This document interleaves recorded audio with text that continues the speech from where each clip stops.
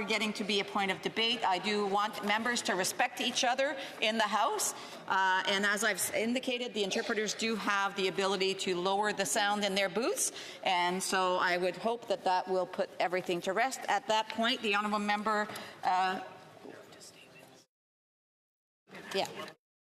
Honourable member, the Honourable Parliamentary Secretary will be able to continue his speech after when next time this matters before the House, which will probably be right after QP. He's going to have 16 minutes and 40 seconds the next time this matter is before the House. And we are now going to statements by members. Déclaration de député. The honourable member for Vaughan Woodbridge. Madam Speaker, every year at the 11th hour, on the 11th day of the 11th month, we pause to remember the end of World War I. We gather to honour the brave Canadians who served and continue to serve our country. This Monday, November 11th, I will be commemorating Remembrance Day with the many Vaughan residents at the Woodbridge Cenotaph. We will gather to remember the sacrifices of the Canadian Armed Forces and reflect on the freedoms they fought so hard to protect. With each passing year, Madam Speaker, we are reminded that the cost of peace is not free.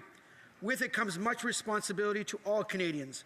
Our liberties were earned through the dedication and sacrifice of countless men and women. Their sacrifices have shaped the Canada we know and love today, free, peaceful, and united. As we observe a moment of silence, let us remember to those who continue to serve at home and abroad, who stand for freedom, democracy, and against tyranny. Thank you to the generations of Canadian Armed Forces that serve and that have served, lest we forget. The honourable member for Haldimand Norfolk. On October 31st, 2024, Haldimand County lost one of its most dedicated and longest-serving community leaders, Marie Traynor. Marie was someone who exemplified service. Even after holding the highest level of municipal office, serving as mayor, and after winning 3 mayoral elections, she came out of retirement and ran as a councillor, representing her hometown of Hagersville. That was who Marie was, a devoted, humble, selfless leader and a groundbreaker. Marie became a friend and a mentor to me, always supportive as I took on the role as a member of Parliament, and always showing me what good leadership looked like. I extend my heartfelt prayers and condolences to her family who are mourning her loss. While we will miss her deeply, her contributions to Haldimand County and her legacy will live on in our hearts. The honourable member for Markham Unionville. Madam Speaker, tomorrow I will have the privilege of attending the Remembrance Day ceremony at the Markham District Veterans Association in my riding. It will be a solemn occasion where we will come together to honour those who have fought and sacrificed for the freedoms we live with today. The association is a reminder of the value of community and our duty to promote the recognition of memories of the members that served Markham. As we pause to reflect on their sacrifices, we must also renew our commitment to supporting veterans and their family across Canada. Remembrance Day is not only a day of reflection, but a reminder of our collective responsibility to safeguard the values they fought to protect. Finally, I want to remember my mother-in-law, who passed away yesterday at the age of 99. Lest we forget. Thank you, Madam Speaker.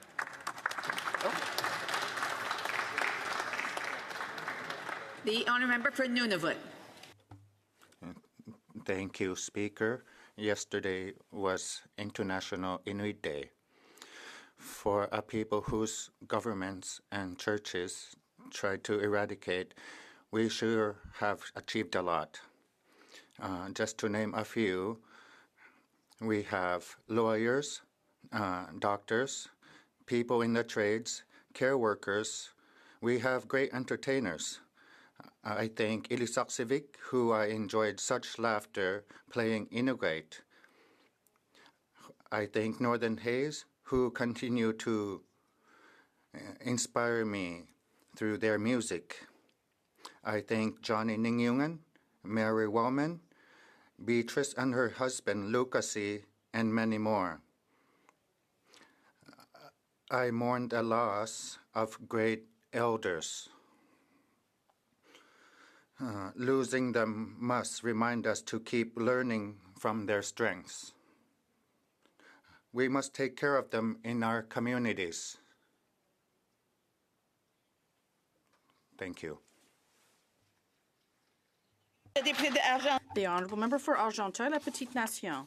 Madam Speaker, as Remembrance Day approaches, I suggest that we pay tribute to the men and women veterans who served our country, sacrificing their lives in the name of freedom to ensure our future and that of our children.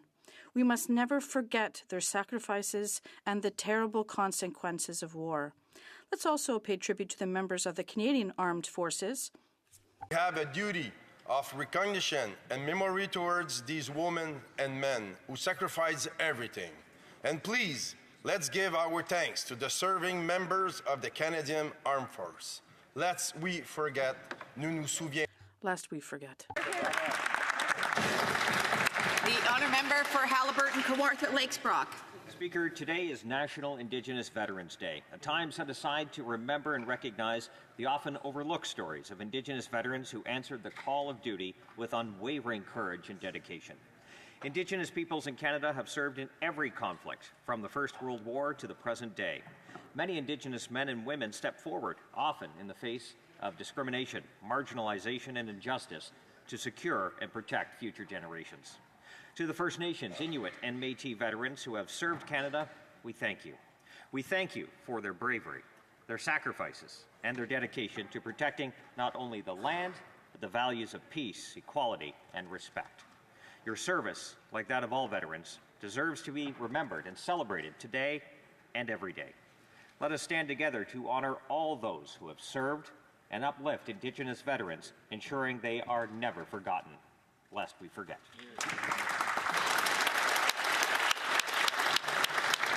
The honourable member for Ottawa Centre. Today, as Remembrance Day approaches, I rise to pay tribute to the profound sacrifices made by Canadian veterans, past and present.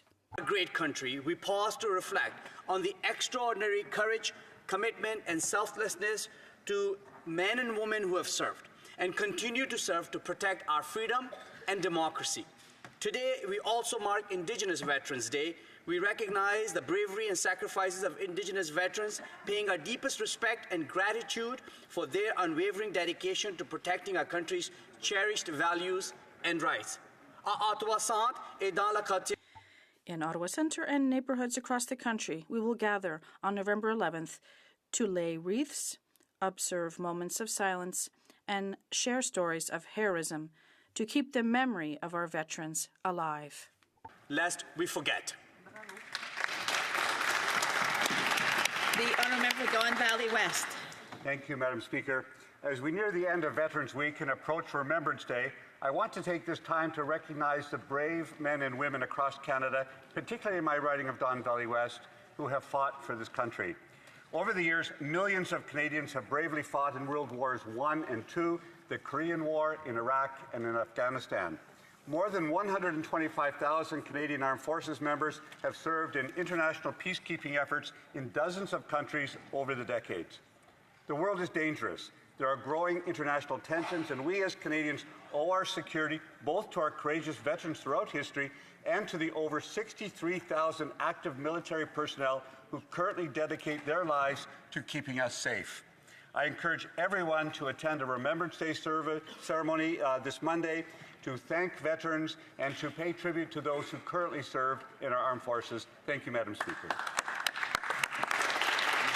The honourable member for Toronto St. Paul. Madam Speaker, after 9 years with this Liberal Prime Minister, violent crime is up, gun crime is up, and home invasions are up in Toronto and the GTA. Canadians no longer feel safe on the streets, and some communities are even hiring their own private security to patrol their neighbourhoods. In Toronto, there have been 126 more shootings this year than there were last year. And guess what? One of the victims, Trevor Dalton, is the brother of my staff member. This hits close to home in Toronto St. Paul's. We've also seen cars stolen at gunpoint, homes invaded with guns, and a police officer shot at Yonge and Eglinton. This government has done nothing to stop the iron pipeline of illegal guns coming from the United States. that make up 85% of those seized by Toronto police officers. What the NDP Liberals have done is make life easier for repeat violent criminals with their catch and release bail policies. Only the Conservatives have a plan to stop the crime and bring home safe streets. The honourable member for Sydney Victoria. Madam Speaker, on November 8th, Canadians pay tribute to the First Nations, Métis and Inuit people, all of which have served Canada in times of war and peace for more than 200 years. Thousands of Indigenous people have proudly served in uniform. However, despite their service, their sacrifice on the front lines, Indigenous veterans were subjected to repeated injustice and discrimination. Often they were denied access to the benefits and supports given to other veterans, making their transition back to civilian life even more difficult. Decades of advocacy and activism led to a formal apology and compensation from the federal government in 2002. On Indigenous Veterans Day, we honor the service, struggle, courage, and sacrifice of all those who serve at home and around the world and across generations. Giskuk, Mwiwalukig, Imsit Smoginisk, Donweji Dobnik, Mudden Dobniko. Mayapchu, Wandaswalnek, Walaliak. Problem. The honourable member for Caribou Prince George. Madam Speaker, actions speak louder than words. Just a few short weeks ago, the NDP leader said this: "The fact is, the Liberals are too weak, too selfish, too beholden to corporate interests to fight for the people." But instead of listening to the will of the people he claims to represent, the sellout leader of the NDP continues to prop up this corrupt Prime Minister. Turns out when he claimed that he had ripped up his coalition deal with the Liberals, it was all just a big Hollywood stunt. He's complicit in every Liberal scandal and failed Liberal policy like inflationary deficits, failed drug legalization experiment, giving hard drugs to kids instead of treatment, hug-a-thug, catch and release policies which have led to a 50% increase in violent crime. Every day this Prime Minister remains in power is because of this sellout NDP leader. It's time for him to put his money where his mouth is, stop being Twitter tough, and join us in calling for a carbon tax election.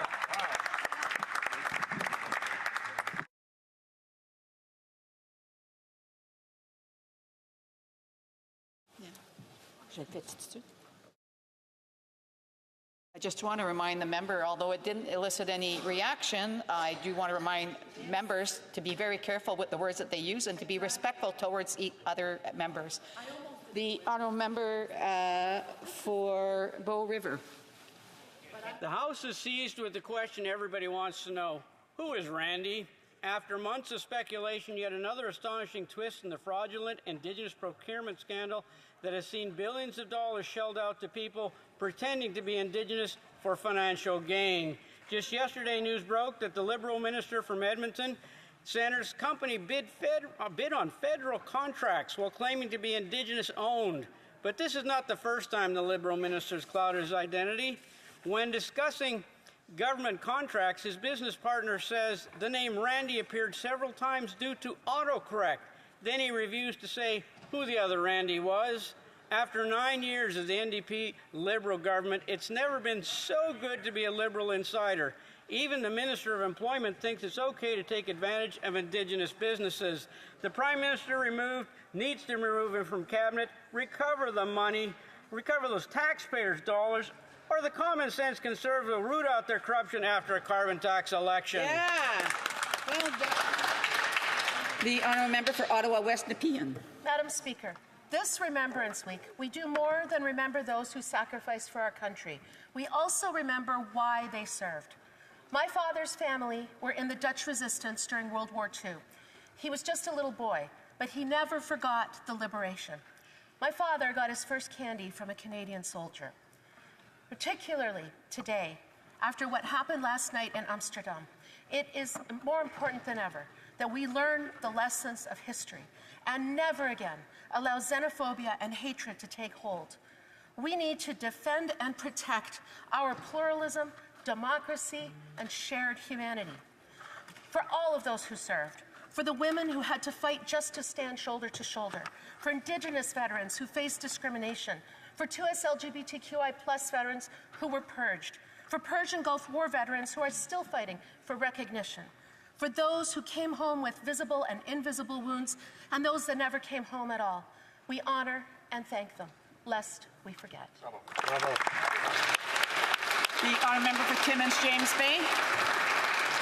With the Trump election, I hear the words of Antonio Gramsci, the old world is dying and the new world struggles to be born. Now is the time of monsters. It's a time of monsters when a world watches a genocide in real time and does nothing. A time of monsters when our world is on fire and our government bankrolls the planet burners. The Trump election was all about empowering the monsters, about validating blame and hate in order to ignore the immense challenges we face. But Canadian democracy is also toxified by those who would chase the algorithms of rage rather than doing the hard work of building community. But evil has always fed on stupidity, and they only succeed if we give them space. So stay focused. A new world is being born. Our job is to birth that world into a better place, to step up and resist the monsters. No passaran. No passaran. The Honourable Member for Joliette. Madam Speaker, November 15th is Philanthropy Day. It's a day to pay tribute to the change makers who make such a difference in our communities. Involvement that makes our world a better place in so many ways. I'm always impressed to see the positive impact that community organizations can have when given the means to do so. I'm thinking of the young people we enable to go back to school with dignity, or to discover a sport or music or nature, for example, by spending a week at a summer camp. I'm thinking of the transformation of buildings and land into collective and community projects like the Pax Habitat in Joliette. I'm thinking of all the work done by Philanthropie Lanaudière, to philanthropy professionals, donors, and volunteers, and all those who sometimes need a helping hand. I wish you, and I wish us, an excellent Philanthropy Day. The honourable member for Calgary Rocky Ridge. Monday is Remembrance Day, the day when we pause to remember those who served, those who continue to serve, those injured in body or the mind, and those who gave their lives in service to Canada. Canada was built on eternal foundational values, values that include freedom, democracy, the rule of law, pluralism, peace, and orderliness. Yet our way of life has often been threatened or attacked, and it has had to be defended by the force of arms from those who would deny us our cherished values. In Flanders Fields and the Somme, in Italy, on Juno Beach, the hills of Korea, on the Dew Line, in the air and on the seas, from Bosnia to Kandahar, to the war on ISIS, and today, in Latvia, where brave Canadians lead a NATO battle group that gives reassurance to our allies. We that live in peace and in comfort owe you a sacred obligation of remembrance, lest we forget.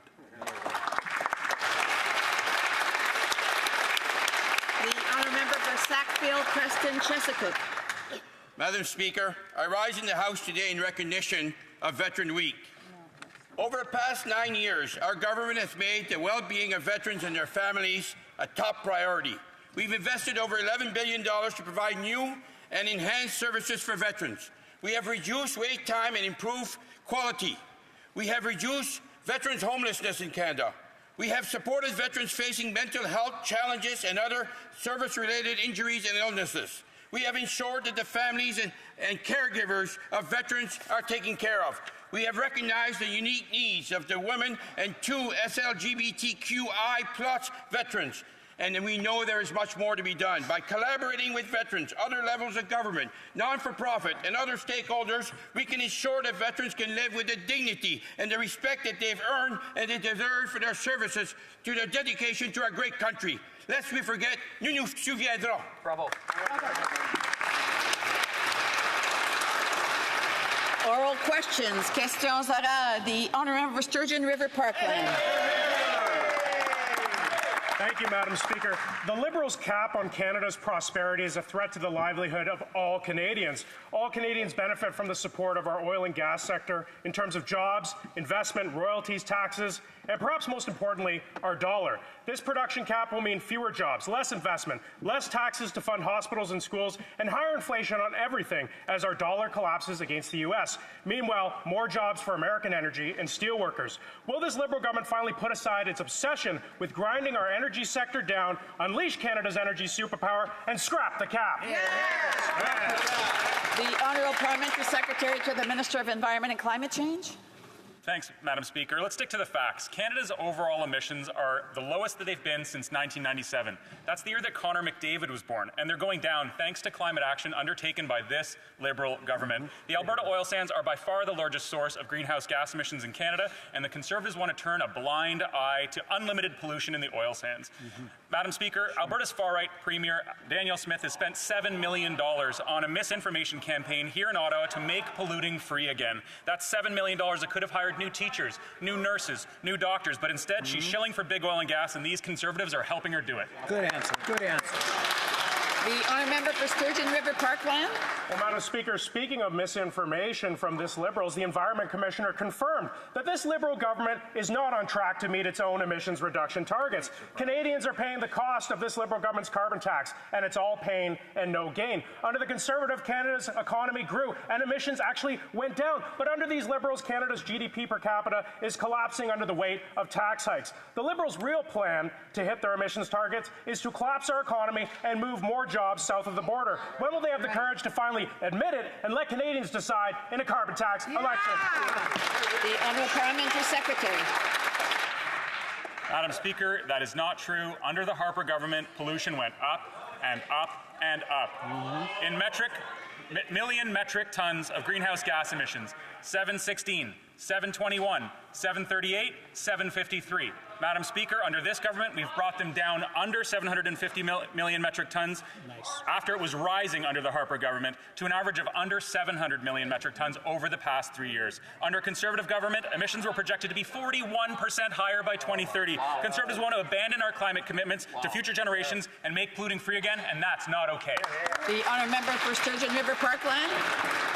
Well, Madam Speaker, I'll tell you what's not okay. The Salvation Army released yet another devastating report on rising food costs. The Liberals' tax and spend policies are driving up costs for farmers who grow the food, truckers who ship the food, and sadly, for families who eat the food. With malnutrition on the rise and scurvy making a comeback, it's no wonder that Canadians are dissatisfied with the menu of higher taxes and inflationary spending offered by these Liberals. It's time to axe the tax so Canadians can afford to eat, and get themselves to work. When will this NDP Liberal government let Canadians decide in a carbon tax election? L'honorable secrétaire parlementaire, ministre des Familles, des Enfants et du Développement social. Thank you, Madam Speaker. We know that we are going through expensive times. This is exactly why we've made investment like the Canada Child Benefit. This means that we send parents over $7,000 per year to help with the cost of raising kids. Parents, when the Conservative leader talks about cuts, he's saying that it will cut these checks and make your family worse off. Is this what families need? No, I don't think so. We fight for Canadians, and we are there when times are tough. The Honourable Member for Bellechasse-les-Échemins-Lévis. Madam Speaker, new StatsCan data confirms that this government has failed. Per capita GDP has gone down over 8 of the last 9 quarters.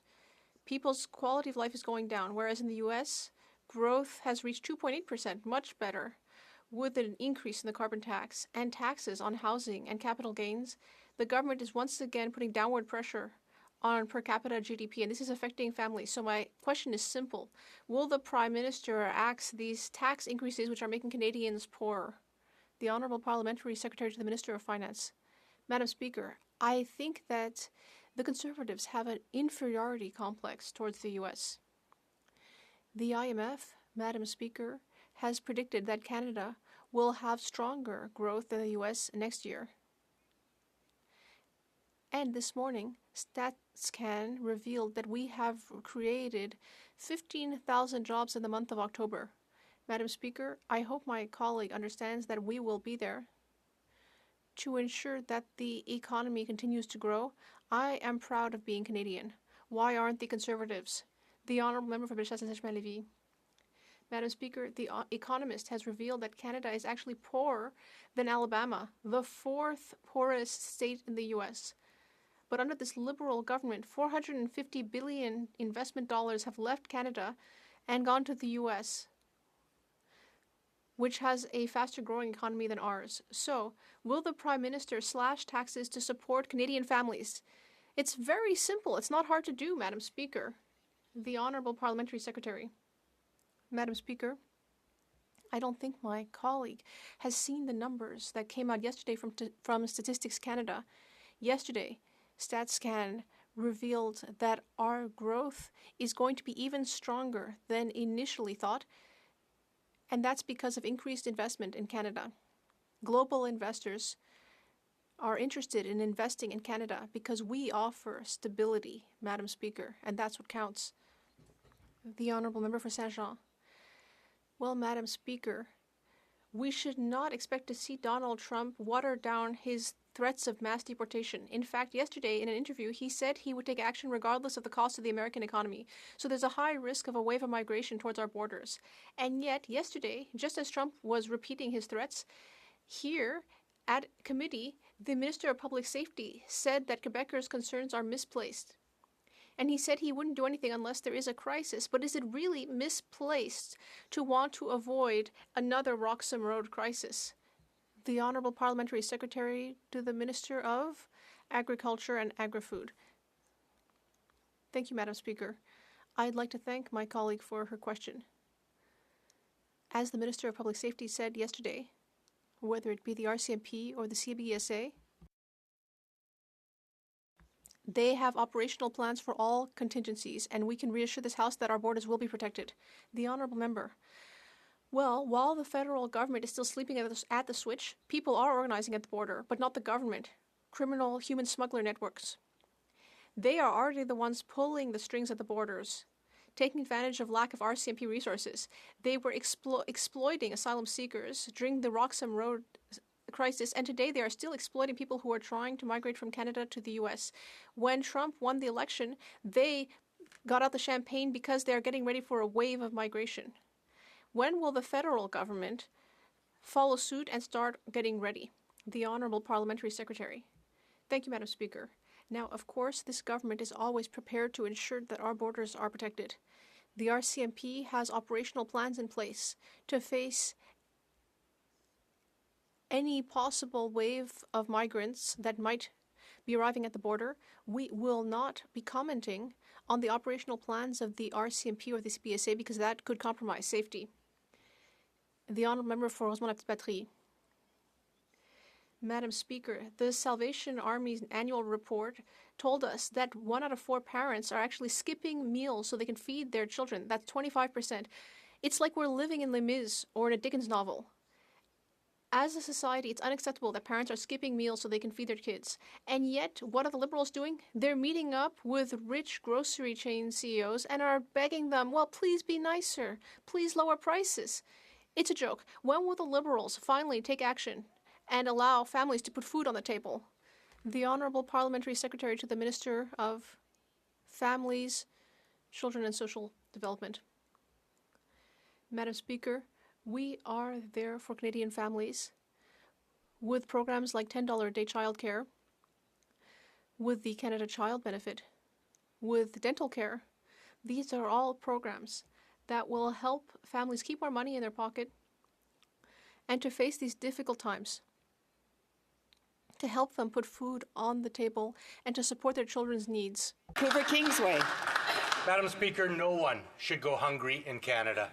But the Salvation Army reports 1 in 4 parents are skipping meals to save money to feed their kids. Meanwhile, grocery CEOs are gouging Canadians and raking in record profits. While the Liberals do nothing, Conservatives will let families go hungry because CEOs fund their election campaigns. It's time to cap essential food prices so everyone can put food on the table. Will the Liberals take action or continue to stick by greedy grocery giants like the Conservatives? The Honourable Parliamentary Secretary to the Minister of Innovation, Science and Industry. Madam Speaker, our government provides hundreds of dollars a month tax-free to help families with the cost of raising a kid. We've also helped implement a national child care program saving families on average $800 a month. and are investing in feeding 400,000 more kids healthy meals at school. And I note that that member in particular worked on a national school food program for many years, advocating for that. Isn't he happy that our government is stepping up to invest over $1 billion over 5 years to feed 400,000 more kids across Canada? The honourable member for Lakeland. After 9 years, the NDP Liberals are not worth the cost to Canada. The worst decline in living standards in 4 decades, the worst drop in income per person in the G7, the worst economic growth in the OECD. What's their wacko plan now? Slap a job-killing oil and gas cap on Canada, make everything even more expensive, and drive out jobs, businesses, money, tech, and talent. Over 450 billion Canadian dollars have fled Canada, fled them to the U.S. When will the Liberals stop fueling the U.S. and help Canadians instead? The Honourable Parliamentary Secretary to the Minister of Environment and Climate Change.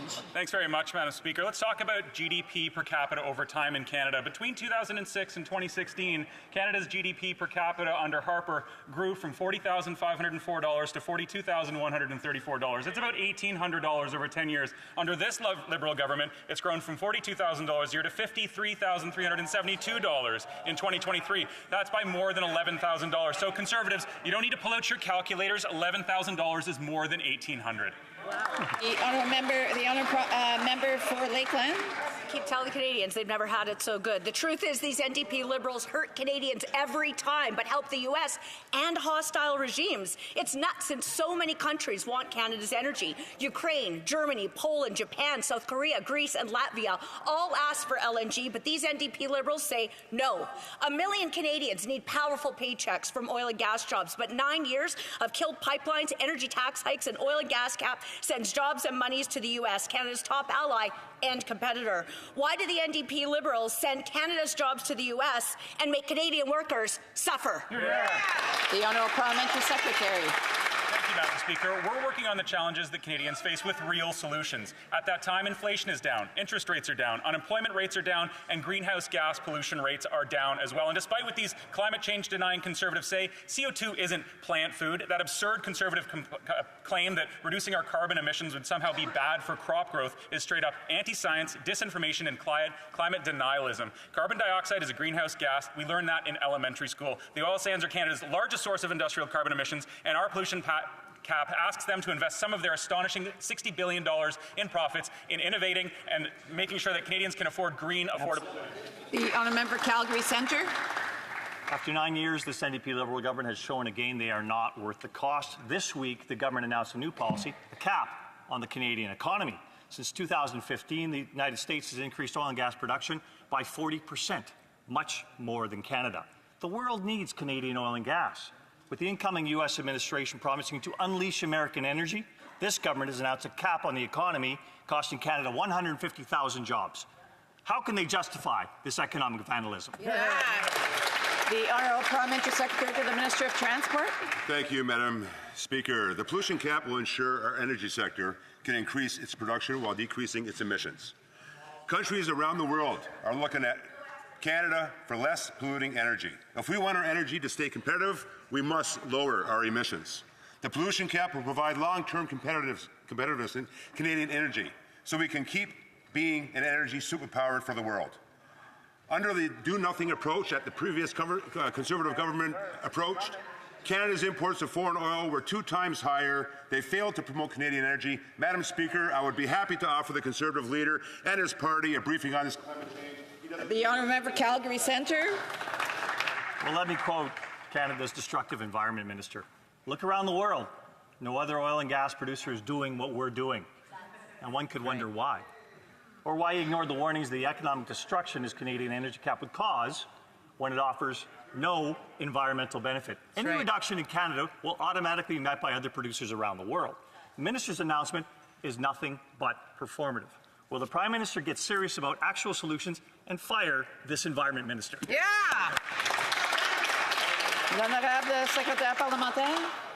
Madam Speaker, it's no wonder that the Conservatives aren't talking about the economy today. It's because yesterday Statistics Canada raised their numbers. In fact, they revised growth in Canada upwards. And you know why?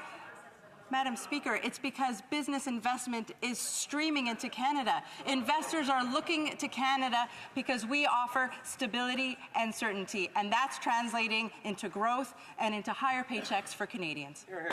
The honourable for Northumberland, Peterborough South. Madam Speaker, the Prime Minister was so excited about the new U.S. President that he sent him a gift. Thousands of Canadian jobs, millions of Canadian investment dollars. This Liberal government's carbon tax and failure to stand up for Canada has created an exodus of capital from Canada to the United States. This Prime Minister's policy has created a made-in-Canada per capita Canada GDP recession.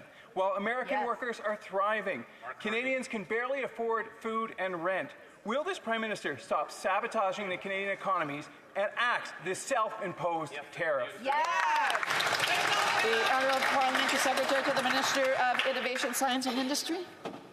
Conservatives seem so intent, Madam Speaker, on talking down the Canadian economy. They don't seem to be able to recognize the positive signs of economic progress and recovery. Inflation is down to 1.6% in Canada. Our central bank has decreased interest rates 4 times. We've attracted over $50 billion in foreign direct investment, propelling us to #1 per capita in the G20. That's led to tens of thousands of good-paying jobs in this country. Jobs that are projected to grow in the clean economy to over 400,000 by 2030. Those are real opportunities that pay the bills, unlike Conservative cuts. The honourable member for Northumberland, Peterborough South. Madam Speaker, these Liberals keep telling Canadians at food banks they've never had it so good. Well, here's the facts. The Economist magazine says that Canada is now poorer than Alabama, the 4th poorest state in the United States. Further, over the past 5 years, America's economic growth has outstripped Canada's by nearly double. Simple question. When will Canadians get an opportunity to vote for common sense Conservatives so that we can turn their hurt into hope and restore the promise of Canada? The Honourable Government House Leader. Madam Speaker, we responded to the needs of Canadians. That's why we brought in programs like the Canada Child Benefit, because we know that Canadian families need extra help right now. But what did the Conservatives do, Madam Speaker? They said, don't send those checks to Canadians. They said, cut those programs, Madam Speaker. When they talk about their crocodile tears for Canadians, they're not actually doing anything to help. Madam Speaker, we know Canadians are struggling, and that's why we've responded with programs that actually help them. Thank you, Madam Speaker. The Honourable Member for Manicouagan. Madam Speaker, Donald Trump's threats of mass deportation are dangerous. The federal government needs to wake up to the threat at the border.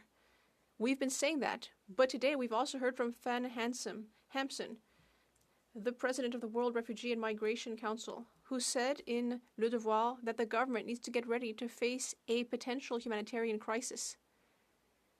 A humanitarian crisis, Madam Speaker. What is the government waiting for? There is going to be a potential humanitarian crisis. The government needs to wake up and increase its presence at the border. The Honourable Minister. Well, we need to calm down, Madam Speaker. The Bloc Québécois is constantly telling us about scenarios that are not currently in view. Our border services have a plan, and they will continue to have a plan to protect our borders. We will work with the American administration, regardless of the government in power. We will work with our U.S. partners. And the Bloc Québécois should stop trying to scare people. The Honourable Member. If the federal government doesn't do anything, dark days will be awaiting both asylum seekers and Quebecers. There may be a wave of people crossing the border illegally while being exploited by criminal groups, and they may have to wait under dangerous circumstances for 2 weeks before being able to request asylum, and then they'll discover that Quebec no longer has the capacity to offer services and that the provinces are refusing to help. This is a looming crisis. When will the federal government wake up and do something to prevent this? The Honourable Minister. Madam Speaker, not only do we have the necessary plans to secure our borders, but we are also working closely with the government of Quebec, of course. We have extended funding to ensure that we can accommodate and house and offer services to asylum seekers. Some of the most vulnerable people in the world. The Bloc Québécois is constantly talking about immigration because they have discovered that it's something that can help them gain political favor. Député de Grande Prairie Mackenzie. Madam Speaker, last year the Liberals imposed a ban on military chaplains from reciting prayers at Remembrance Day. Chaplains, veterans, and Canadians immediately fought back, and the government relented, well, for a year. But the directive is back. These Liberals are imposing their ideological ban yet again. Remembrance Day is a time for reflection and healing and hope. And for many veterans, praying is part of that journey. Will the government end its attack on the vocation of chaplains and allow them the freedom to pray? Yeah. L'honorable secrétaire parlementaire du ministre de la Défense nationale.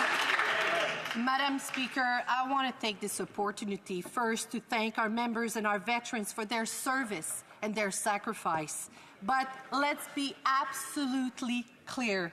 The Chaplain General issued this directive independently, and it does not ban prayer. Actually, the directive simply seeks to help our CAF chaplains make their public addresses more inclusive to reflect the spiritual diversity of Canadians and our CAF members, Madam President. L'honorable député de Grande Prairie Mackenzie. After relenting last year, Madam Speaker, the Liberal Minister of Defence promised, and I quote, chaplains are not and will not be banned from prayer on Remembrance Day, but that isn't true. They've now issued an even more draconian order saying that chaplains will be monitored and disciplinary measures will be imposed on those who say the word God or those who pray. Shame. This censorship is unthinkable. Will the government finally relent, end their attack on the work of chaplains, and allow them the freedom to pray? Yeah. The Honourable Parliamentary Secretary. Madame la Présidente, je prends... Madam Speaker, let me just once again take the opportunity to thank the members of the Armed Forces. St. Albert Edmonton to please calm down and to please wait. If he's not being recognized, he should not be speaking. L'honorable secrétaire. The Honourable Parliamentary Secretary can start over, please. Thank you, Madam Speaker. Let me just take the opportunity once more to thank members of the Armed Forces and our veterans. I'd like to thank them for their service and their sacrifice.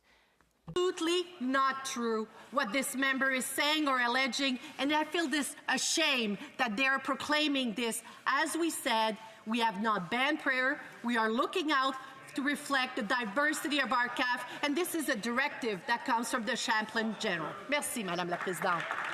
The honourable member, order, order. I'm sure that the honourable members want to hear their own member's question. The honourable member for Durham. Madam Speaker, after 9 years, the Prime Minister has doubled the cost of housing and put an entire generation of Canadians through housing hell. Right. But who does he have any empathy for? His buddy from Bell Media, Tom Clark.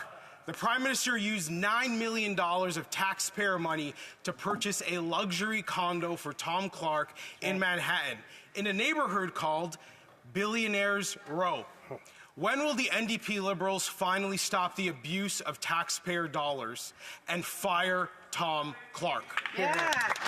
The Honourable Minister of Housing, Infrastructure and Communities.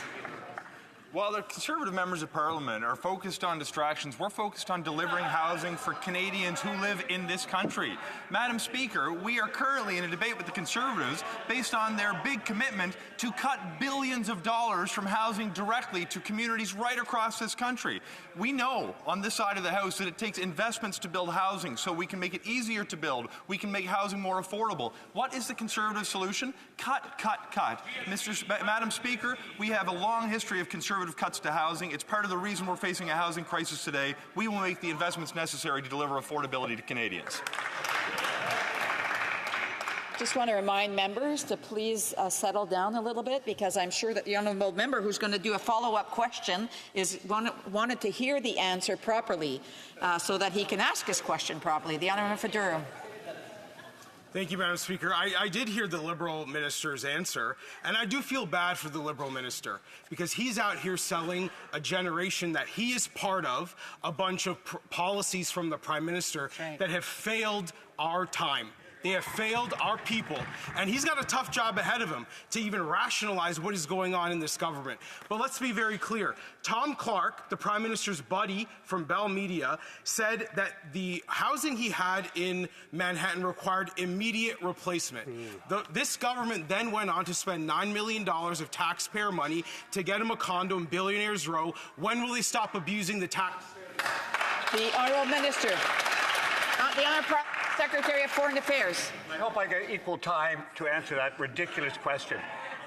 In light of what has gone on this last week, Canadians are worried about our economy, we're worried about our relationship, and there's no time like the present to have a strong presence in the United States of America. Our representatives will be working extremely hard to protect Canadians' interests, Canadians' jobs, every day. It's the cost of doing business, and we will do it well. We will represent Canadians' interests in New York City, the largest city in the United States of America. We will be there to ensure that Canada's interests are protected. Thank you, Madam Speaker. The Honourable Member for Nunavut. Recently, the UN Special Rapporteur visited Canada and said this government is not upholding the basic human right to clean drinking water for Indigenous peoples. He urged profound changes, and now Liberals and conservatives are teaming up. Together, they won't give Indigenous peoples their autonomy and proper funding. They are rejecting amendments to C-61 that came directly from First Nations. When will this government stop working with conservatives against First Nations? The Honourable Member for Parliamentary Secretary to the Minister of Indigenous Services. Thank you, Madam Speaker. And I first want to congratulate the member. It's an honour and a privilege to hear Inuktitut spoken in this House. Kanyanamik for those efforts. I want to assure the member that we are absolutely committed to seeing Bill 661 pass in this House and reflecting the wishes of our partners. We are working collaboratively with all parties in this House. I would hope that the NDP would join us in that. We are working to ensure that we enshrine a human right to drinking water in this country, which we were successfully able to do with government amendments. This is quite a surprise to receive this question today because, again, Madam Speaker, it's going to take all parties in this House to make sure that this passes. Thank you. The Honourable Member for Edmonton Strathcona. Madam Speaker, last night Daniel Smith and the UCP fired their pension management team, another step to pull Alberta out of the Canada Pension Plan. This attack on the CPP won't just hurt Albertans, it will hurt all Canadians, and we are running out of time. We know that the Conservatives will cut Canadians' pensions. I sent the Finance Minister my private member bill that would stop Daniel Smith from pulling out of the CPP, and I am more than happy to have the Liberals use my homework. Will the Minister adopt my bill to protect Canadian pensions today? Hear, hear. L'Honorable Ministre. Madam Speaker, we join with the honourable member in worrying about these harebrained schemes to put Albertans' pensions at risk. The Canada Pension Plan is a sterling pension plan that Canadians rightly have come to rely on and which the world over is recognized as a model of good management and stability. In fact, Canadians can be reassured that the Canada Pension Plan will be there for them for 75 years, as confirmed by the Chief Actuary. These harebrained schemes coming out of Alberta put Albertans at risk. The honourable member for Kitchener South, Hespler. Madam Speaker, Canadian women and the 2S LGBTQI+ community have played an important role in our country's military efforts. However, many have overcome barriers and discrimination. This includes the LGBTQ purge and sexual misconduct within the Canadian Armed Forces. During this Veterans Week, could the Minister of Women and Gender Equality and Youth share with the House our government's dedication and support to uplift the Canadian Armed Forces? The Honourable Minister. Canadian women and 2S LGBTQI+ veterans have faced painful hurdles while serving. This includes the LGBT purge and sexual misconduct within the culture of the armed forces. Canadian military personnel and veterans deserve to be treated with the utmost respect. That's why our government introduced military culture change legislation and a 2S LGBTQI+ national monument that acknowledges that discrimination. We thank these heroes for their service and never forget what they sacrificed to keep our country safe. The honourable member for Haliburton, Kawartha Lakes Brock. Speaker, after 9 years, the NDP Liberals are not worth the cost or the corruption. Yesterday, we learned that Global Health Imports, a company co-owned by the Employment Minister, bid on federal contracts while claiming to be wholly Indigenous-owned. However, the minister has, so far, refused to present documents supporting his company's statement. No wonder GHI has at least 8 criminal court cases against them. Will the minister produce the documents or admit he lied and resign? Yeah. The Honourable Parliamentary Secretary to the Minister of Public Services and Procurement. Madam Speaker, the company in question has never received contracts as an Indigenous business and has never been listed on the Indigenous Business Directory. However, unlike the Conservatives, we will continue to work and partner with Indigenous people so that they have economic reconciliation. A member for Haliburton, Kawartha Lakes Brock. Speaker, the point is that the Employment Minister's company that he co-owned checked the box claiming to be Indigenous-owned. And if true, that's fraud. That's the point of this whole thing. It's amazing. And not only that, they circumvent the regular procurement process. The Liberals have no shame, Speaker. They would rather push down Indigenous-owned businesses in order to secure contracts and enrich themselves. So, if the minister will not produce the documents or answer any questions, will the Prime Minister do the right thing? Fire him. Yeah. The Honourable Parliamentary Secretary. Madam Speaker, let me reiterate. The company in question never received a contract for as an Indigenous business. The company was never on the Indigenous Business Directory, and we continue to work very closely with Indigenous partners to ensure their success. And we'll do so even without the Conservatives who are blocking and obstructing the very necessity of working closely with Indigenous people so that they too can succeed, and we will continue to do so. The honourable member for St. Albert, Edmonton. Madam Speaker, the Minister of Employment is embroiled in allegations of conflict and fraud, and yesterday it was revealed that the minister falsely represented that his business is wholly Indigenous-owned in an effort to secure millions of dollars in federal contracts. This is disgusting cultural appropriation and outright fraud. So in the face of that, why is he still in cabinet? The Honourable Parliamentary Secretary to the Minister of Indigenous Services. Madam Speaker, once again, the company has never been listed on the Indigenous Business Directory, has never received a contract for that procurement strategy for Indigenous businesses that's meant to uplift Indigenous entrepreneurs. Our focus is building up Indigenous businesses through this procurement program, and it's all about economic reconciliation.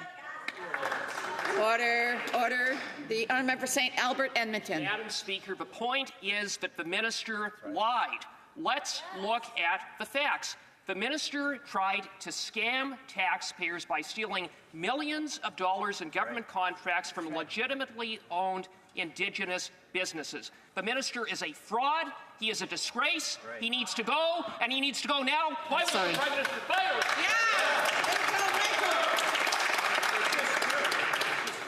The honourable member knows full well that quite a few of the words that he used were not acceptable when addressing Parliament. So I would just ask members to please refrain from using those words to attack individuals. The honourable member for the Honourable Parliamentary Secretary for the Minister of Indigenous Services. Madam Speaker, once again, the company was never listed on the Indigenous Business Directory and never received a contract. But while we're talking about Indigenous Business Directory, I'd like to highlight that since we announced that 5% target, we've seen a surge in Indigenous entrepreneurs' interest and investment in that program. Conservatives were aimless. They didn't set targets, and it showed. Only 1% of contracts were going towards Indigenous businesses. The Conservatives' hidden agenda here is obvious, Madam Speaker, and on this issue, they're being disingenuous. Order. L'honorable député Pierre Boucher. The honourable member for Pierre Boucher, les Patriotes Verchères. Senators Peter Boehm and Peter Harder just stabbed farmers in the back. They recently amended Bill C-282 to prevent it from protecting supply management in the renegotiation of trade agreements. At a time when Donald Trump is saying he wants to renegotiate CUSMA, these two senators are guaranteeing that supply management will once again be on the table. The Prime Minister appointed these two senators. The Prime Minister is responsible for his two buddies. Will he personally ask the Senate to defeat the amendment? The Honourable Parliamentary Secretary to the Minister of Agriculture and Agri-Food. Thank you very much, Madam Speaker. On October 29th, the Bloc pulled the plug on agriculture and farmers. The Bloc Québécois leader decided that he'd rather we have an election than wait for C-282 to pass through both houses. That's the truth. Now, we are lobbying the Senate and the senators daily. I know some Bloc members are doing the same, but I encourage this member and the Bloc Québécois leader to do the same. They should call up some senators. It's an independent chamber, though, but we can always call them. And I also encourage the Conservatives to do so because I haven't heard much from them about this at all. Well, they're so independent, yet the Prime Minister appointed the two of them, and they're his buddies. These two non-elected politicians, Peter Boehm and Peter Harder, they are working against agriculture. They're working against the will of elected representatives from all parties in this House, as all parties supported C-282. They're not working for people. They're not working for democracy, but they are working for Donald Trump. They're guaranteeing that Trump will still be able to demand concessions in supply management when we renegotiate CUSMA. Say, isn't there a word to describe people who work against their country's democracy, against their country's interests, for the interests of another country? The Honourable Parliamentary Secretary. Madam Speaker, the Liberal Party and federal government have always supported supply management. In fact, our party created supply management over 50 years ago. We will continue to support supply management. Madam Speaker, the leader of the Conservative Party has been totally silent about this. We know that they were divided on the last vote in the House, but we stand in support of C-282 and we are waiting for the other House to pass it. Madame la Présidente. Madam Speaker, after 9 years, this NDP Liberal government is just not worth the cost. The Environment Minister invested $254 million in a company that he owns. The government continues to hide the documents.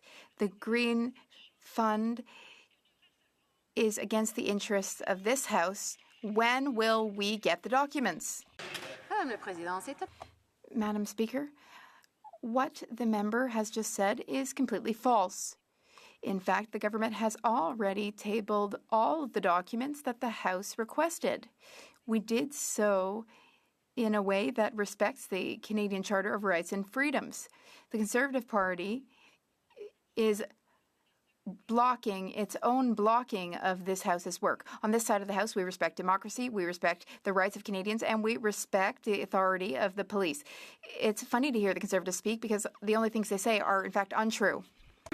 Madam Speaker, what's funny is that the worse the scandal, the quieter the House leader speaks. Yes. After 9 years, we have another scam in the Arrive scam scandal. We have 3 new cases of fraudulent billing that has been sent to the RCMP. Madam Speaker, this is now a total of 7 cases that have been sent to the RCMP of fraudulent billing. Canadian taxpayers have been scammed a total of $5 million in this Arrive scam scandal, fraudulent billing. So why is this government always intent on giving money to fraudsters and scamsters while Canadians are lined up at food banks? The Honourable Parliamentary Secretary.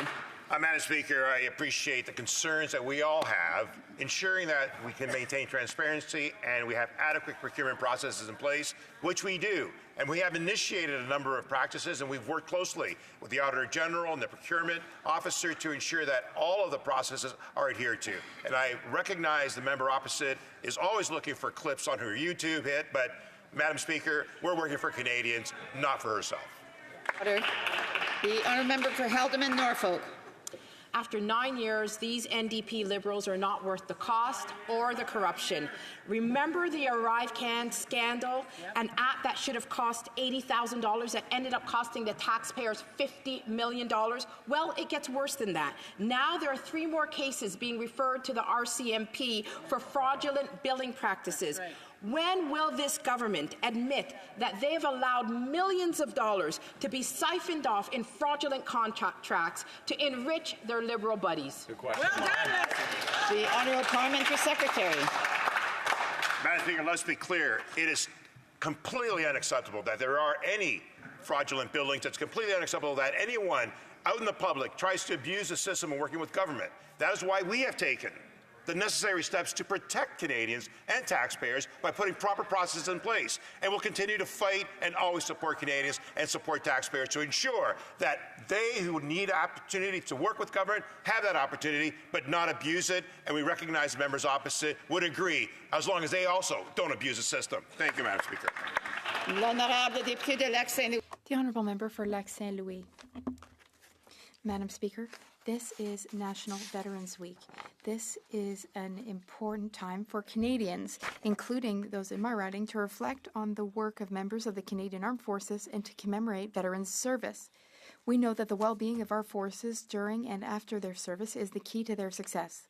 Can the Parliamentary Secretary to the Minister of National Defence explain to the House what our government is doing to support our Canadian Armed Forces and our veterans? The Honourable Parliamentary Secretary. Thank you, Madam Speaker. Madam Speaker, our government has been very clear that our veterans and active service members deserve better than conservative cuts and office closures.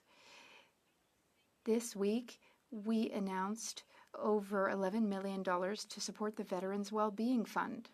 Madam Speaker, we will always stand up for our serving members and veterans. Today and every day, we thank them for their service. We will remember. Barry Springwater or Romadonte. After 9 years, the NDP Liberals are not worth the crime. Canadians recently learned that Paul Bernardo, the vile serial killer and rapist, is scheduled for his 3rd parole hearing later this month. This comes after the Liberal government allowed him to be transferred to a medium-security prison.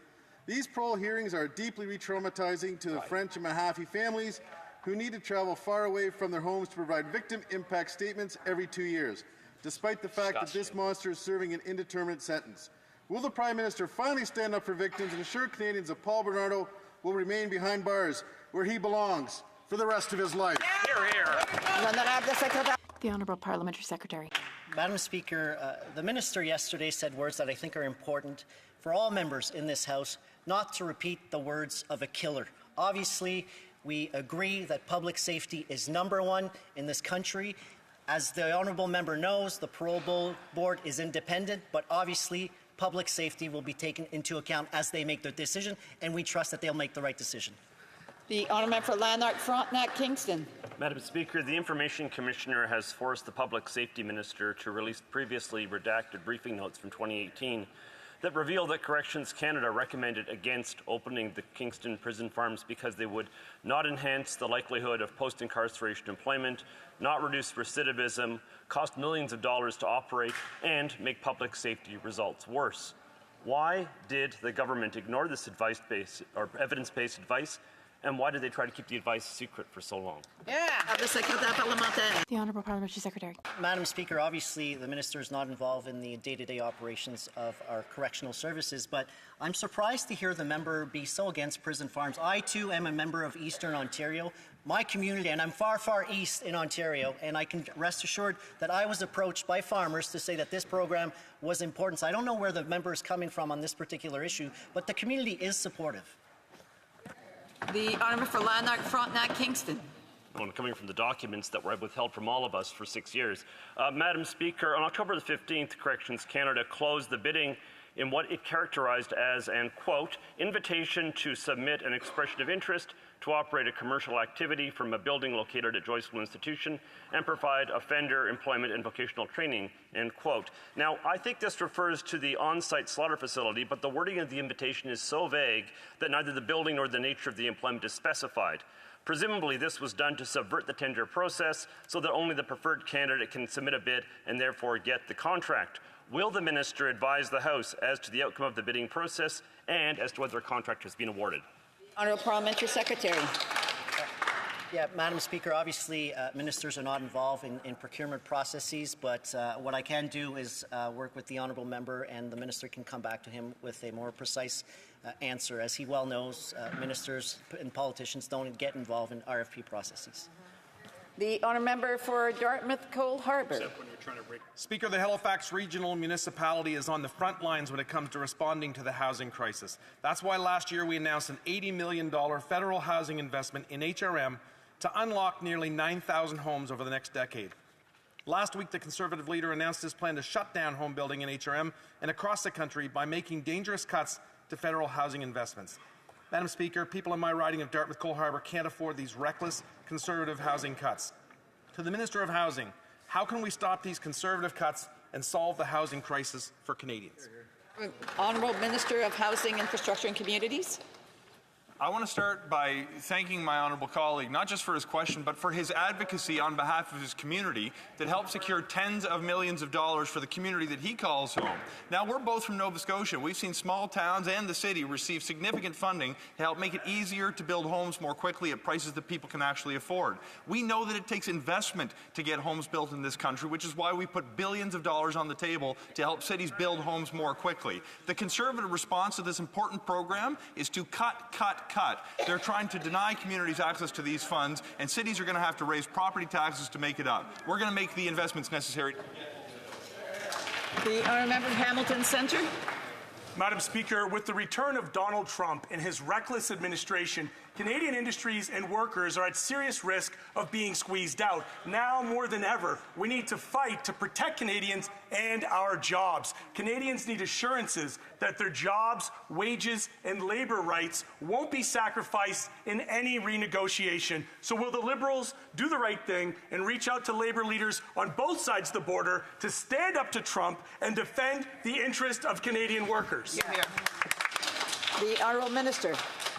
Madam Speaker, we will always stand up for Canadian workers. We stood up for Canadian workers previously, and we will stand up for Canadian workers at all times. Of course, the government on many levels, in fact, even today, I know the Deputy Prime Minister is dialoguing with labour leaders across the country, as I do on a regular basis, as do all members of this government, talk to working men and women from our communities and make sure that we're creating a prosperous and secure future for them.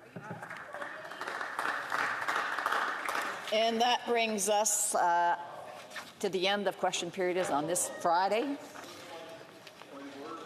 Sorry, I have a point of order. The honourable member for Bruce Grey, Owen Sound.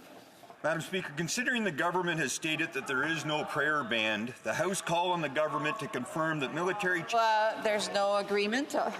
I would ask members to please talk between each other to make sure that everyone will be in agreement before they try to table anything, petitions or anything, not petitions, motions or anything like that. Okay, there's on to table. Okay, tabling of documents. The Honourable Parliamentary Secretary to the Deputy Prime Minister and Minister of Finance. Oui, Madame la Présidente. Yes, Madam Speaker. Under Standing Order 32.2, I have the honour and the privilege to table in both official languages the treaty entitled Amendments to the Agreement Establishing the European Bank for Reconstruction and Development, adopted by the Board of Governors of the European Bank for Reconstruction and Development on May 18th, 2023. Tabling of documents. The Honourable Parliamentary Secretary of the Government, House Leader. Yes, Madam Speaker, pursuant to Standing Order 36.8a, I have the honour to table in both official languages. The government's response is to one petition. This return will be tabled in an electronic format. Tabling of documents.